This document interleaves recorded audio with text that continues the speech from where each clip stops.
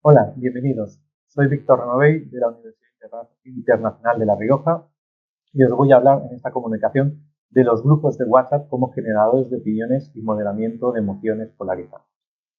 Vamos a analizar, en este caso, los grupos de WhatsApp como esa red social, principal, ¿no? Vemos que cada vez el uso de Internet es más mayoritario, la comunicación instantánea nos hace que vivamos enganchados al móvil y eso hace que las redes sociales forman parte ya de nuestra vida cotidiana. WhatsApp además es la red social con más usuarios en España, ¿no? Es la red que todos llevamos en el bolsillo y que podemos utilizar en cualquier momento. Si bien la utilizamos a veces para los contactos directos personales, también la utilizamos para generar grupos, ¿no? Y para estar dentro de grupos que son grupos a veces familiares, pero también son grupos de conocidos, también son grupos de amigos, son grupos laborales, ¿no? Y todo eso nos da también que sea un espacio determinado para poder analizar qué pasa ahí, ¿no? Nuestro interés es ver qué pasa con las noticias políticas, ¿no? El interés por la política cada vez es más importante y vemos, ¿no?, que hoy en día la búsqueda de noticias políticas se hace directamente por Internet, como nos dicen muchos estudios, ¿no? Como vemos aquí, pues la plataforma de mensajería privada, en nuestro WhatsApp, se ha convertido en una de las soluciones preferidas por el público para comunicarse, ¿no? Pero aún no conocemos con detalle cuál es la relación entre los usuarios, ¿no?, y ver toda esa comunicación de noticias, ¿no? Vemos que es muy importante la trascendencia de WhatsApp como canal de información política es muy importante, ¿no? Nos dicen que el 70% de las personas utilizan la aplicación para compartir noticias, ¿no?, y a la vez para estar informados y recibir información política, ¿no?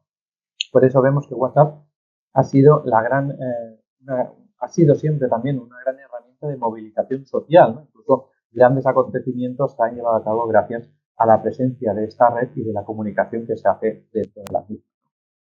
¿Por qué analizamos los grupos de WhatsApp? Los grupos de WhatsApp en este caso, vemos como los comentarios, el análisis de los comentarios de los grupos de WhatsApp es una representación mediática del mundo ideológico, del mundo social, del mundo político, ¿no? Porque ahí incluimos noticias, comentarios, imágenes, memes, ¿no? Todo eso hace que sea la principal materia prima para discusiones políticas, ¿no?, en diferentes ambientes, familiares, de amigos, de conocidos, laborales, ¿no? Y eso hace que sea el caldo de cultivo principal para la moderación de opiniones, ¿no?, y ver cómo se fomenta esa polarización política tan importante hoy en día. Vemos cómo desde los vínculos personales y a veces tan personales se fomenta una participación afectiva, ¿no?, donde las relaciones de WhatsApp se generan en un ambiente de confianza, de credibilidad, ¿no? Y por eso es un motivo importante para ver esa alta capacidad de prescripción que tienen las informaciones que nos llegan por este canal, porque siempre es un canal muy próximo, ¿no? Como vemos, WhatsApp ha sido definido por algunos estudios como esa caja negra, ¿no?, en la que hay información política, se habla mucho de política, pero no sabemos realmente cómo se habla de política, ¿no? Y por eso el estudio sobre estos grupos, ¿no?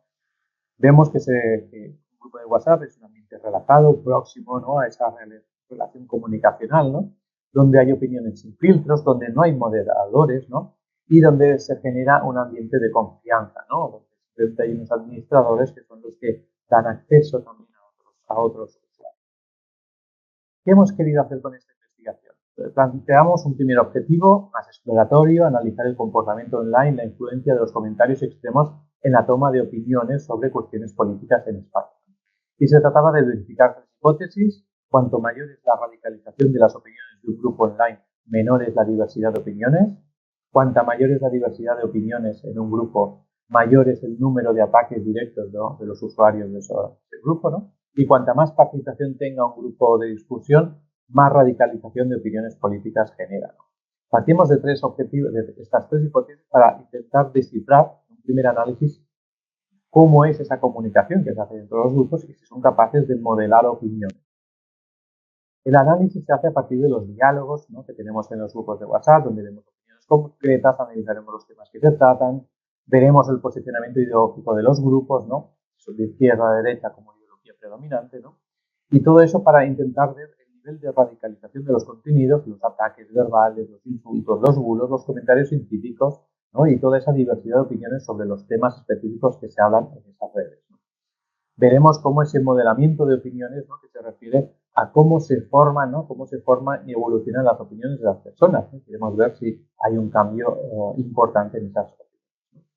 Se trata de un momento, ¿no?, de polarización política importante, ¿no?, donde se habla de esos enemigos de la democracia con esos altos niveles de polarización. Veremos que también se traslada esa polarización a ese análisis de los grupos de WhatsApp. Se ha realizado un estudio cualitativo, ¿no?, a partir de una etnografía virtual, ¿no?, en la que hemos analizado 10 grupos de WhatsApp en español que hablan sobre política, ¿no? A veces era el tema principal, en lo que más se hablaba era de política, pero a veces no siempre solo era el único tema, ¿no? ¿Cómo hemos buscado los grupos? Como decimos, estamos hablando de esa caja negra. ¿Cómo buscamos esa caja negra? Hemos seguido un método antropológico, ¿no?, basado en esa bola de nieve, ¿no?, en buscar grupos privados, ¿no?, para ver realmente que la gente de esos grupos nos daba también acceso o comunicación de otros grupos similares, ¿no? Y ese efecto bola de nieve lo llevó a contactar con varias decenas de grupos de WhatsApp y después hemos hecho una selección partiendo, ¿no?, de si eran grupos activos, si hablaban predominantemente de política, ¿no? Y todo eso eran variables que nos hacían decidir por los grupos que íbamos a incluir en nuestro análisis, ¿no? Una vez se decidieron los grupos, entonces nuestra participación era mínima, ¿no? Y intentábamos tener ese anonimato a la hora de poder estar dentro de eso. Una vez hecho ese periodo de análisis, ¿no?, de 3 meses, lo que hicimos es una tabulación de los datos, ¿no? Hacemos una tabulación diaria por todas estas variables que tenemos, ¿no? Al final tenemos un estudio de 1.322 usuarios inscritos en alguno de los grupos, de 419 personas, ¿no?, con participación activa, que significa que son los que hacen más de 3 comentarios durante el periodo de análisis. Mientras que alguien hacía 1 o 2 comentarios, no era un usuario activo, ¿no?, era un escuchante, pero no un usuario activo, y vemos entonces qué estaba pasando ahí, ¿no? Como resultados, un par de tablas simples, ¿no?, en las que vemos que había el nivel de participantes globales en cada grupo. Había desde grupos pequeños, ¿no?, de 40, 30, 40, 50 usuarios, a grupos importantes, ¿no?, de ciento y pico y de casi 200 usuarios que formaban parte de ese grupo, ¿no? Veíamos cuántos participantes eran activos. Vemos que la media de participantes activos también llegó desde 13, ¿no?, hasta 70 y pico, ¿no? Vemos que hay una diferenciación, ¿no? Veíamos el tanto por ciento de usuarios activos. Ahí tenemos de media un 40%, pero había grupos en los que eran pequeños y participaban muchos y grupos grandes y participaban pocos, ¿no? Eso nos da también el tanto por ciento de usuarios activos, ¿no?, y las interacciones que teníamos en ese medio, ¿no? Vemos también la media de interacciones por participante activo, ¿no?, y la media de interacciones por día, ¿no?, que algunos grupos eran muy activos y otros eran menos activos. Estamos analizando una época también importante, ¿no?, donde había bastantes noticias políticas, ¿no?, y después veremos cómo realmente se estableció una relación entre las noticias políticas en esos medios polarizantes y los resultados obtenidos. Se pudo ver, ¿no?, como el 37% tenían un usuario masculino, ¿no?, el 9% un usuario femenino y el 14% no se identificó el usuario de esa persona, ¿no? Vemos también el nivel de diversidad de opiniones, lo calificamos del 1 al 10, ¿no? Y vemos ahí los niveles donde había más diversidad de opiniones o menos, ¿no? La tendencia ideológica mayoritaria, la mayoría de grupos eran de tendencia de derechas, ¿no? Y veíamos como el número de ataques a participantes, de insultos, de elogios, de bulos, ¿no? En este caso, cuando eran bulos era porque las propias agencias de evaluación decían que aquella noticia era un bulo y veíamos que se veía reflejada ahí. Nosotros no lo valorábamos como tal, sino era siempre que había ese check-in, ¿no? Y los enlaces externos, sobre todo a noticias, ¿no?, que había, ¿no? Eso veíamos, ¿no?, el nivel de radicalización de los grupos en base a toda esta serie de variables. ¿Qué resultados tenemos? Vemos que los grupos más grandes tienen menos participantes activos, ¿no?, como habíamos dicho. Los grupos más grandes tienen más interacciones, con lo cual se refleja también ese volumen de interacciones, ¿no? Los grupos más grandes tienen usuarios más participativos, ¿no?, que los grupos más minoritarios, donde no se participa. También hay más diversidad de opiniones en los grupos más grandes que en los grupos pequeños, ¿no? El tamaño de los grupos no afecta al porcentaje de ataques, de insultos o de bulos, no tiene una relación directa, ¿no? Con lo cual vemos que ese nivel de radicalización era alto y era alto en muchos grupos, ¿no?